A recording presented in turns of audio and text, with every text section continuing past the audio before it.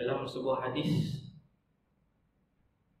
Nabi sebut, sesiapa yang membaca zikir ini sekali, Allah membebaskan 1/4 dirinya daripada neraka. Sesiapa yang baca 2 kali, Allah membebaskan 2/4 dirinya daripada neraka.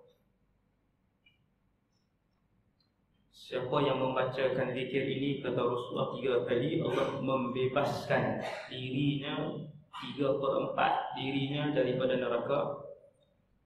Dan siapa yang membaca 4 kali zikir ini, pagi dan petang, maka Allah membebaskan keseluruhan dirinya daripada neraka. Besar tuan, dia punya ganjaran dia tu besar,